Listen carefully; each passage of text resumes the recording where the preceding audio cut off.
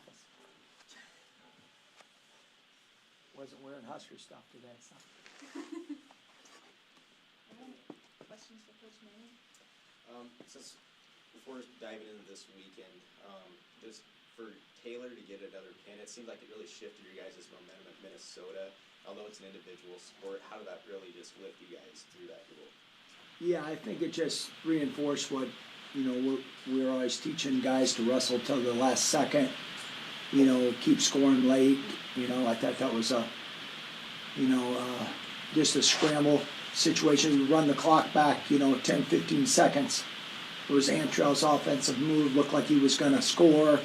And then, Millard rolled on us and they got scramble and then, Antrell came out on top. And so just, he just kept wrestling, kept fighting. And, Antrell's, is a tough man. And we knew that. Just, it's in a big moment, just, wrestle until the end of the match. And, just wrestles for her team, There's a big difference when guys are just wrestling for themselves or they're wrestling for their team. And I think, that's a really good element we've been trying to emphasize. Coach, 2005 was the last time Nebraska beat Iowa. How much You have to you... remind me of that? Yeah. I'm kidding, I know. How much do you think about that and just play a role in a rivalry like this? Yeah. You used to think about it all the time. I mean, we've wrestled those guys, tough, but we've always come up short. So, it's just one of those things. They're a really good program, obviously, and historic program. I mean, they're really good, and they'll bring a hard-nosed, tough team in on Friday night, looking to win. So we just have to come out and wrestle our best, and things will be all right. It's not just Iowa, it's Ohio State this weekend too. Just how do you balance, two really, really tough duels like back to back?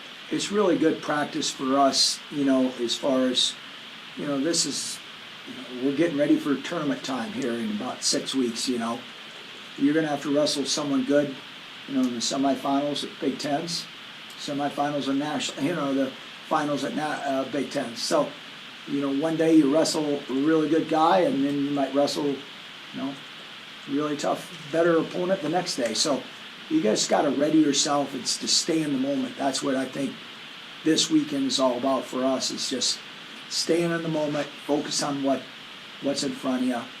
And, we've got a big match, obviously, everyone knows, on Friday night, and then on Saturday we'll think about Ohio State. So, yeah, it's a big challenge, and, obviously Big Ten scheduling, they knew what they were doing.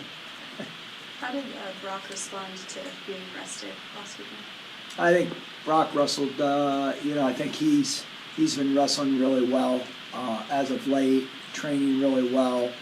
It's a good break for him just not to make weight, and he's not cutting the most weight on our team, but he cuts weight. I think it's good for him to have that weekend off, and for us to be able to give Jake Hockaday an opportunity to wrestle a couple-time All-American, Von Bauer, and then being away from home. It's a different element when you're wrestling true freshmen away from home in a big-time Big Ten environment. It's it's a really good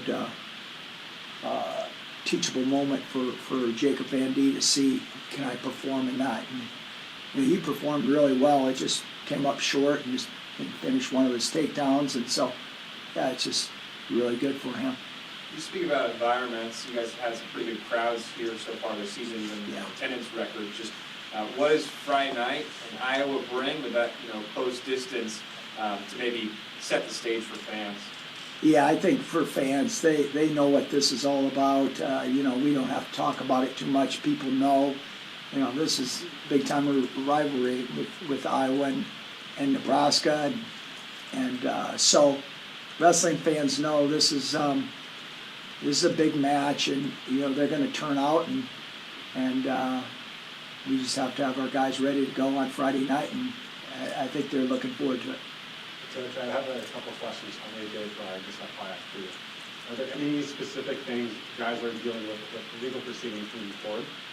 No, everything he took care of everything, so, and he went down to Texas that next day after he got out and, handled his business, and wish he would've handled it in October, but he handled it this time, so, yeah, just one of those things, and, yeah, I think he's pretty much all done with it.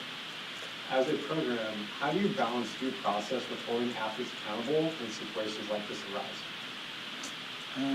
Accountable, I think, I can't go back in that moment and say, hey, AJ, did you pay your ticket? I didn't know about the ticket. His mom and dad didn't know about the ticket. So the thing is that it's like what would you do with your own kid? If he hides something from it, you go to him and say, hey, listen, you gotta do better the next time. You gotta make sure you take care of your business, and just teachable moment. Obviously I haven't been raising him for, I don't know what AJ is, 21, 22. And it's only 1 year for me, 9 months into it. So, yeah, that's how we try to hold them accountable. Is, hey, don't let them, make sure you learn from this, and let's be better, because you're representing, our state, you're representing our school, you're representing our program, and, it's a big deal, So, I think that's the teachable moment, is you're representing more than just yourself, and that's why people make mistakes. And then last question for you on that. Just FYI, Warren said he was 25, just so you know. And then, what was his message to the team when he came back out Tuesday, Wednesday? He was sorry, sorry for letting it happen, and he apologized to the team, which was really good. And that's a big step in the right direction of making sure that doesn't happen again. And so, really good. AJ that's what becoming a man is all about. And figuring out, hey, I got to apologize, and apologize to the team, and sorry for his actions. So, yeah.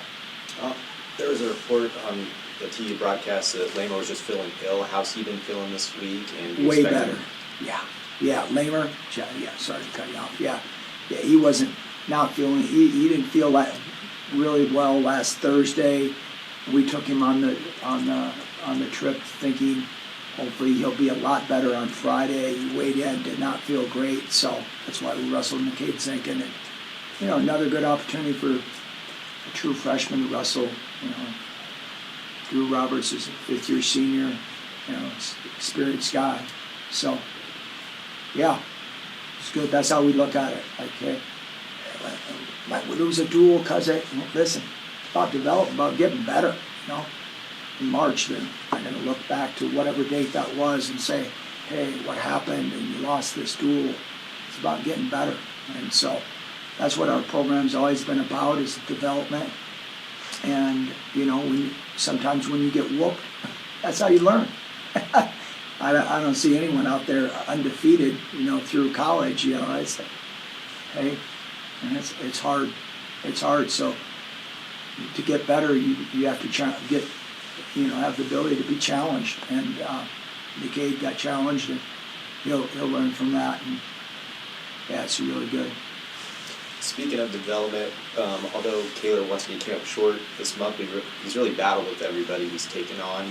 Friday night, do you expect to roll with him at 125? We'll probably go with Alan Kaler on Friday night, and then Sunday we'll see. They're both going to be ready, Kale and so Kale wrestled the Cyclone Open last weekend and ended up having a forfeit. He didn't feel well in the finals, but he made the finals at Cyclone Open and got some, he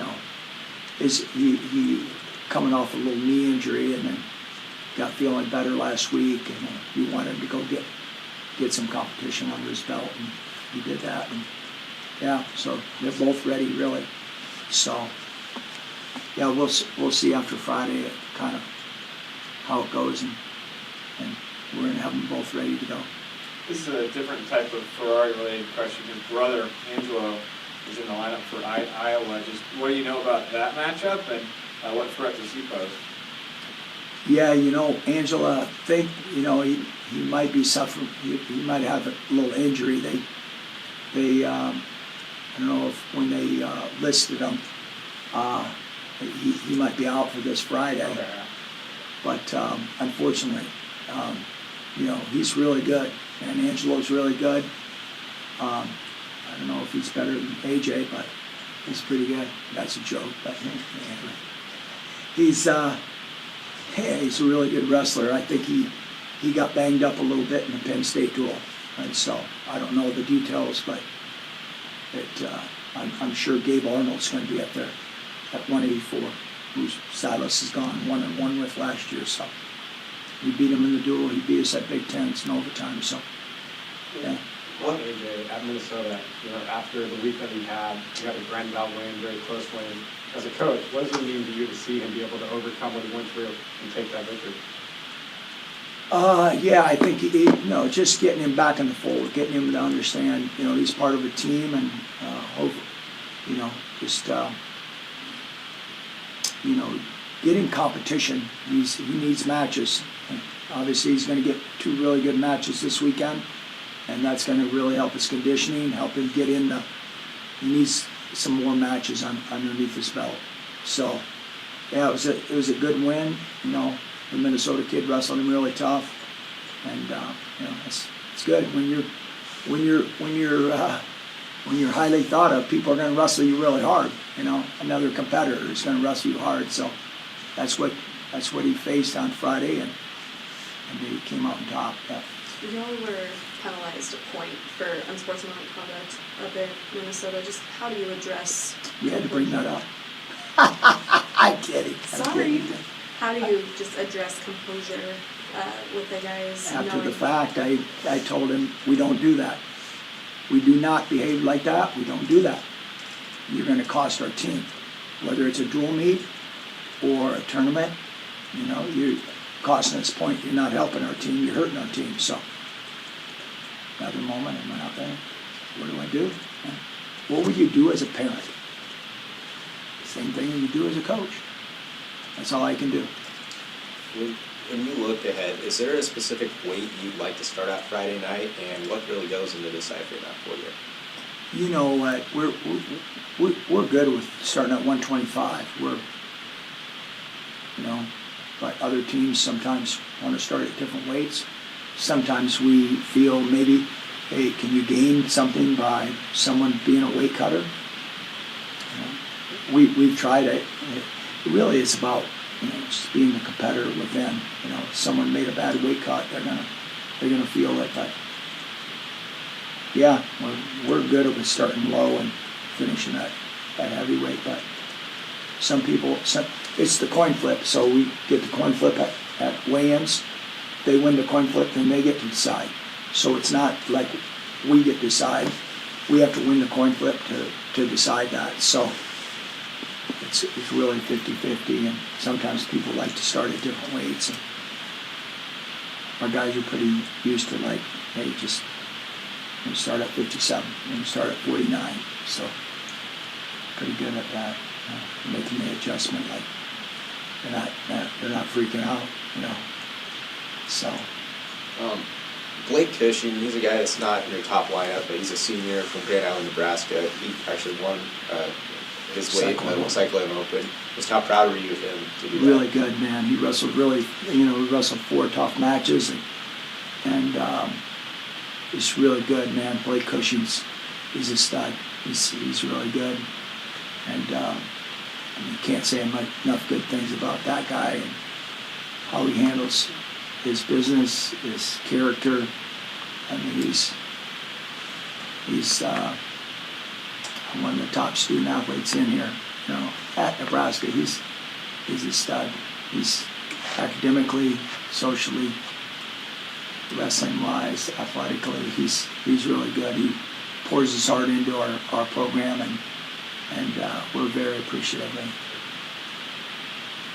Van D kind of grinded out a win on Friday. A couple top 10 matchups this weekend. How important is that for him after all the success he's had, in the last couple months?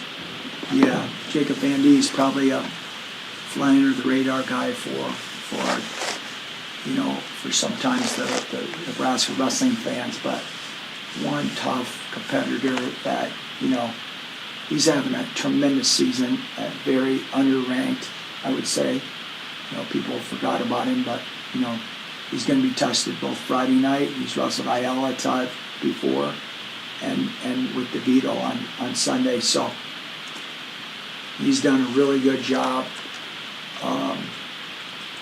Very aggressive, and Friday night I wish the guy would have wrestled him, but didn't want to wrestle him.